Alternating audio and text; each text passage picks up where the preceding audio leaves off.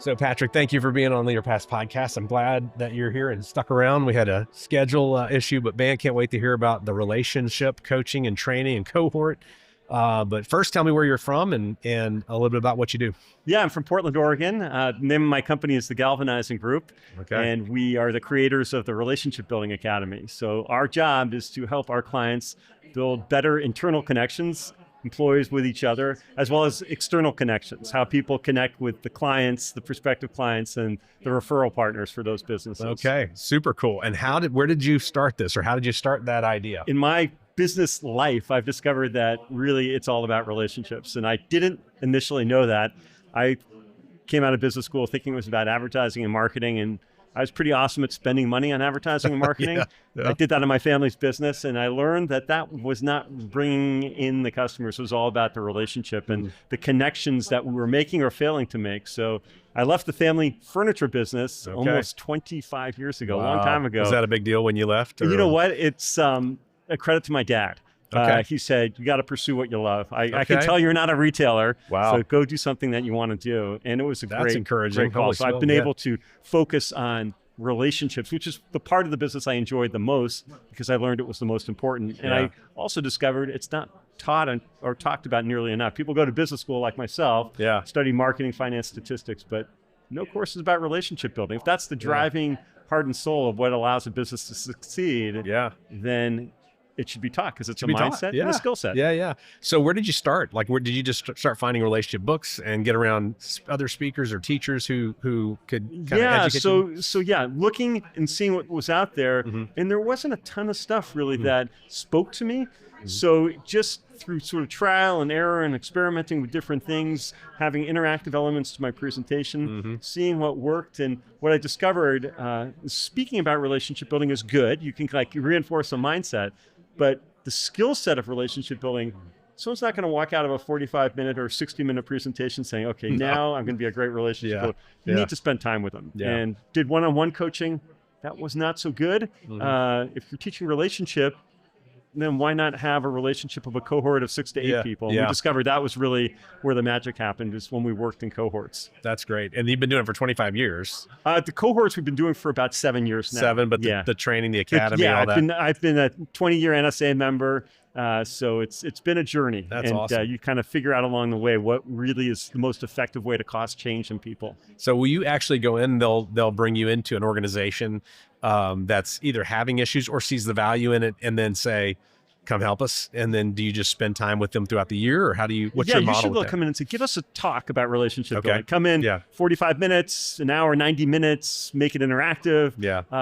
And they can see the enthusiasm that we have for the subject, and they can see the inklings of what it might be all about. And it's like, well, how can you help us? And then we talk to them about the coaching program. We talk about the online courses that support the coaching program. So it's sort of a step-by-step process. Okay. Well, coming from a family business, this is fascinating because, especially with families, we know this, is the relational side can get kind of tense. Are you ever brought into other family businesses to help them, or have you not done that as much? Because we tend to work with bigger companies just from a budgetary standpoint. Family businesses rarely get out of the second generation. I guess I'm an example of that myself. People don't have the passion. The key is, if you leave that situation, I feel very lucky to have built a relationship with my dad that was different from my brothers because I had that experience. So I think family businesses can be wonderful, but they're hard to perpetuate. They're tough. That's why I was curious if you're in the larger organizations anyway. I'm with the bigger ones. Are you seeing anything lately since you've had this span over the last 20 years? Are you seeing things differently with a younger generation coming in with relational skills, or is that not a it's a huge deal. So one of the big issues right now is just the way people build relationships and connect. And the slights that sometimes people feel like, I call that person, they don't pick up, or they don't want to talk to me, they just want to text me, or they want to email me. They don't want to sit down face to face.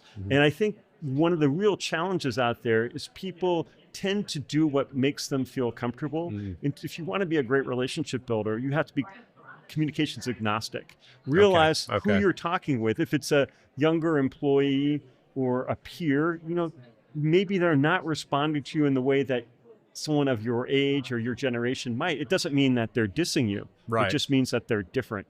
And I think that it starts with an awareness. And I think the best relationship builders are willing to flex in the relationship and sort of be the one who gives ground and maybe communicate in a stylistic way that might be different than what they're comfortable with, but could be much more effective for building a connection. So part of your academy and part of what you're teaching is that you need to understand the other person's style? Or absolutely. Okay. Yeah. Communicate in the way, not so everyone talks about the golden rule, do unto others as you'd have them do unto you, but it's really do unto others as they would like to have done unto them. That's the platinum rule. And that, when it comes to relationship building, is really very useful when you think, okay, if that person is a texter or maybe a video message, whatever it is, then try that approach. And you may find that it opens up new possibilities. And I think right now, that is something that we all have to get better at, because as AI comes in and starts replacing jobs, well, what's left? It's the human factor. Right. So how do we leverage the human factor to build, true connections with people? So, okay, said AI. So I got a question for you. Do you think that in the same way texting has with this generation, in fact, I think about my kids and they'll talk about, oh, I talked to so-and-so today. And I'm like, oh, good. What'd they say? And they're like, well, we were texting and blah, blah. And I was like, wait, that means talk? Is that you're actually talking? And so obviously they can build relationships, or we can build relationships like that. Now that AI is here, I'm noticing, of course, this early trend of like people using AI to reply to email. Yeah. And so, and you can spot it most of the time. You can tell that, oh, these are M dashes are in there, or this is in there. Yeah. Lots of emojis that you've never seen before. Like, where'd they get these? I don't know where they pull them out of what bag.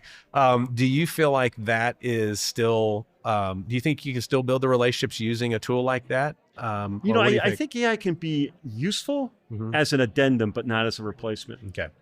I think AI without EI is dangerous. So emotional intelligence combined with AI can be very useful. So where I use AI in relationship building is before I sit down with someone, I'll use AI to learn about them in a much more effective way than I would have a few years ago when I'm going on LinkedIn, looking at their company bio. I can actually find something not only about them, but how perhaps their business connects with my business, and say, hey, I'm going to be meeting with such and such. Give me 5 talking points for the sit down I'm going to have with them that align what they're doing right now with what we're doing, and how can we potentially, combine efforts or work together. Cool. Yeah. That is really cool. But that's the information background. Yeah. But then what do you do with that? Well, you want to sit down, you want to talk to them. If it's someone who has great potential for you, like, find the time. Yeah. You could do that with your colleagues. Yeah. And you can use it as a way to get in deeper with people in a much faster way. And people perceive sometimes that you spent a lot more time than you actually did. And then it's just being authentically curious. Like, don't think that it gave you the whole story. Perhaps you can find out what they're doing, but then ask them the why, because that's not going to be anywhere online that AI is going to scrape. So you can get the parameters of a conversation, but to really dig in deep, use that knowledge to then figure out like the why, the 5 why technique. And I think that's really where AI is super powerful when you combine it with EI. Yeah, very cool. That's a great tactic too. A great step, but without losing the humanity of what it is in the relationship. Yeah, it's like next level. That's awesome. Yeah. Okay, so people are hearing this. They may never have heard of you before, and they want to engage or learn more. Obviously, you speak, so you'll be brought in to speak to kind of kick things off and awareness around it. Exactly. They could then potentially hire you as a consultant for their organization, or would they can bring us in as a coaching organization. So we have coaches that teach our Relationship Building Academy, which is a 3-month program, 9 sessions delivered over 10 weeks. And it's reinforced with our online Relationship Building Academy, which is about 89 courses right now. It'll be 100 courses by the end of 2025. That's great, man. And that really backs up the coaching. And then they have access to that throughout the year. And those cohorts that we create, some of them have continued to exist 5 years later on their own. They continue to meet and talk about relationship building. Nice. I love that. So if people want to find you and engage, tell us where to go. Galvinizinggroup.com. Galvinizinggroup.com. And then it's you. Do you have a team of people that you're doing stuff with? Yes, we have a team of coaches that deliver our program. One of the things that we've started doing that has been very popular is we actually certify within companies to lead our coaching methodology. That was where I was going. Could they actually learn and then be deployed into that company? Coach the coaches, we call it. Love it. Love it. Okay, cool, man. Well, I'm glad we found the time to do this. Hey, thank you. Thanks for being here, and love to do more with you and keep learning about what you're doing. You're making an impact, I'm sure. That's an ingredient, man, we can't live without. It's having a relationship. I appreciate your time. Thanks so much. All right, Patrick. Thank you, buddy. Thank you.